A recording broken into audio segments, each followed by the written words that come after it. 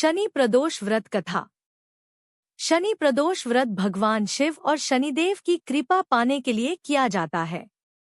यह व्रत हर महीने की त्रयोदशी तिथि को पड़ता है। जब यह दिन शनिवार को आता है तो इसे शनि प्रदोष कहते हैं। इस दिन व्रती विशेष रूप से शिवजी की आराधना करते हैं और शनिदेव से भय मुक्त जीवन की कामना करते हैं।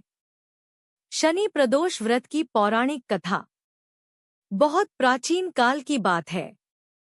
एक बार एक विधवा ब्राह्मणी अपने छोटे पुत्र के साथ वन में रहती थी। वह नित्य शिवजी का पूजन करती और अपने पुत्र को भी धर्म, सत्य और शिव भक्ति की शिक्षा देती थी। एक दिन ब्राह्मणी अपने पुत्र को लेकर पास के नगर में भीख मांगने गई। वहां एक राजा का दरबार लगा हुआ था। राजा के दरबारियों ने उस सुंदर और तेजस्वी बालक को देखा और सोचा, यह बालक हमारे राजा की पुत्री के योग्य वर हो सकता है। उन्होंने तुरंत राजा से यह बात कही। राजा ने उस ब्राह्मण बालक को बुलवाया और अपनी पुत्री का विवाह उससे कर दिया। लेकिन यह बात राजा के विरोधियों को अच्छी नहीं लगी। उन्होंने सोचा, एक भिखारी बालक हमारे राजा की बेटी से कैसे विवाह कर सकता है, और उन्होंने षड्यंत्र रचकर उस बालक की हत्या की योजना बनाई।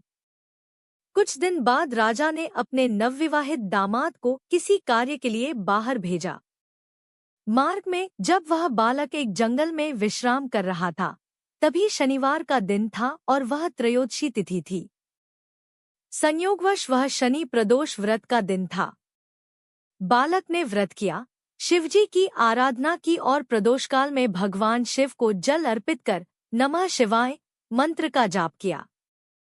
उसकी भक्ति से प्रसन्न होकर भगवान शिव स्वयं प्रकट हुए और बोले, वत्स, मैं तेरी भक्ति से प्रसन्न हूँ, वर मांगो। बालक ने प्रार्थना की, प्रभो, यदि आप मुझ पर प्रसन्न हैं तो मेरी रक्षा कीजिए और मेरे जीवन में कोई कष्ट न आए। भगवान शिव ने आशीर्वाद दिया, तथास्तु, तुझ पर किसी भी प्रकार की विपत्ति नहीं आएगी। जब राजा के शत्रुओं ने बालक पर हमला करना चाहा, तो उनके हथियार निष्क्रिय हो गए और स्वयं शिवजी ने उस बालक की रक्षा की। इस घटना के बाद राजा और समस्त प्रजा ने शनि प्रदोष व्रत की महिमा जानी और इस व्रत को विधिपूर्वक करने लगे।